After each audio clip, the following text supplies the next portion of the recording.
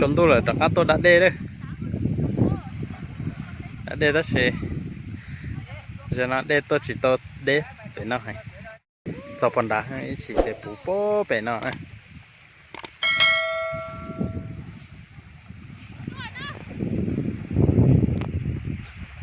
đã có bó rễ ở chưa, đã nếp bó rễ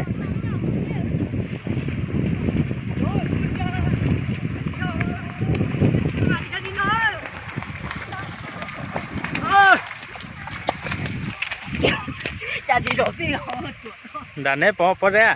chạy chẳng đến giờ à, số rễ nó đâu phần đá hả? Giờ thằng à, nó cho lo thì hết thứ nó tao bỏ liền. Để chẳng ga tổ tông phần đá chứ. Giờ nó dùng tôi chọn tôi học hết thứ, cho đi tao bỏ hết thứ đi quá. Mua bó rễ à, thế khó bị mình sẽ trả đời bó rễ to, ta sẽ chỉ mua chẳng ga tổ tông thành đá như bạn ga lắm. Chết máy chó này xe đấy. Giờ tụi nó alo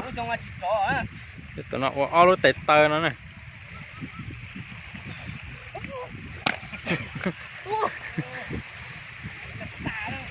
trò ta trò thì một chẳng cái kia có to tia Cậu nó xong rồi chó cái tôi chỉ nó tao xí đi nữa. tồn để nó tao cho tu đi thế cho tu thời bé tua của tua thôi bây giờ tu thời bé tua ta đi cũng con nhà mông cô ta đi cũng cho tôi chi đó.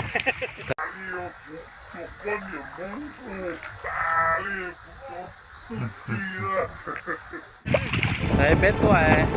của tua ở bên tết chi cho để ta cũng cho thế là cho nó chỉ ta tu là để nó chỉ chứ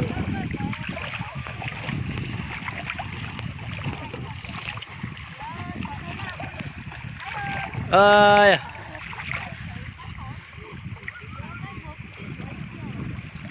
cải lấy cơ thế đó ra lấy tiền chê chỉ tao trồng tu hành lấy tiền chê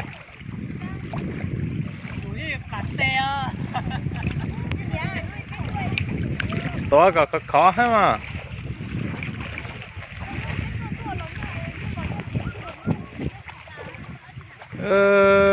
chả tí nó chỉ lại chẳng có tôi mình đồn chè món đu này phải tính ra bao có tí tê tí thứ thế cần gọi này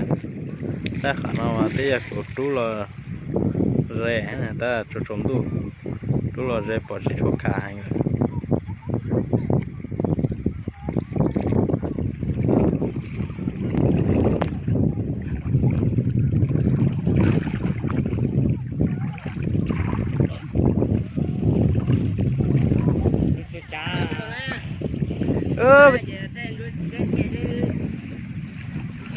cho chơi qua hậu lửa đánh ra bộ tỷ sư lo lại bó thì khán đủ nó sát thì chơi tới chơi sủa nó sát thì thế này để chế ta đánh ra bộ sát thì nên gọi bé chơi sán chơi sủa à wow đền đào ở cũ bó từ tí do to tí do bé tí do đá nó chứ à ngắn mà dùng cái gì cha là mới dùng cha nữa mà sớm sớm rong nhót tiếp theo lên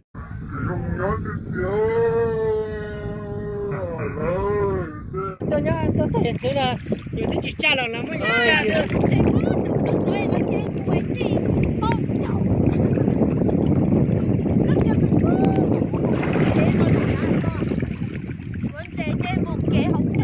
ôi trời nó chọn tre nhót có kỹ ra cho nó qua thế này lăn nó đi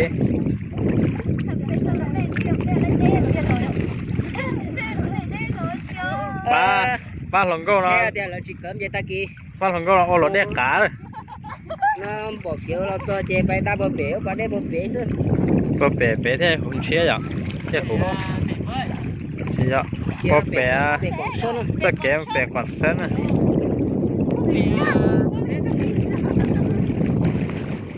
phá gì đấy